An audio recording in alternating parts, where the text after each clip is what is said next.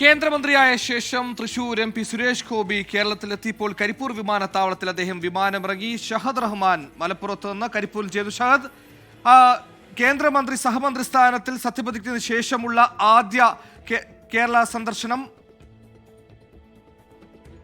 തൃശൂരിൽ നിന്ന് BJP-യുടെ ആദ്യ MP ആയി ലോക്സഭയിലെത്തി. അവിടെ നിന്ന് കേന്ദ്ര സഹമന്ത്രിയായി ചുമതലയേറ്റെടുത്ത സുരേഷ് ഗോപിയുടെ ആദ്യ സന്ദർശനം കേരളത്തിലേക്ക് സഹമന്ത്രിയായി കേന്ദ്രമന്ത്രിയായിട്ടുള്ള ആദ്യ സന്ദർശനമാണെന്നുള്ളത്.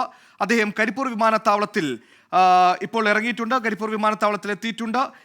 നാളെ കോഴിക്കോട് കേന്ദ്രീകരിച്ചായിരിക്കും കേന്ദ്രമന്ത്രി സുരേഷ് ഗോപിയുടെ പ്രവർത്തനം. അതിനുശേഷമായിരിക്കും മറ്റു പരിപാടികൾ ഉണ്ടാവുക.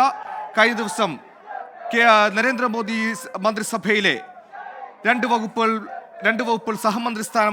സഹമന്ത്രിയായി സത്യപ്രതിജ്ഞ ചെയ്ത ശേഷമുള്ള ആദ്യത്തെ കേരള സന്ദർശനം എന്ന പ്രത്യേകത ഇത്തവണ സുരേഷ് ഗോപിയെ സംബന്ധിച്ചിടത്തോളം ഉണ്ട്.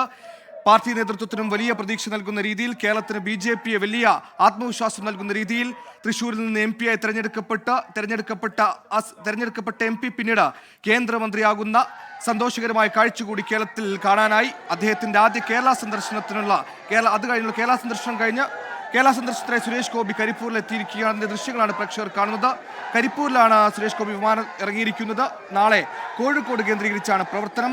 തളി ക്ഷേത്രത്തിൽ സന്ദർശനമടക്കം നിരവധി പ്രവർത്തനങ്ങളും സ്വീകരണങ്ങളുമാണ് അദ്ദേഹത്തിന് നാളെ കേരളത്തിലുള്ള പരിപാടികൾ.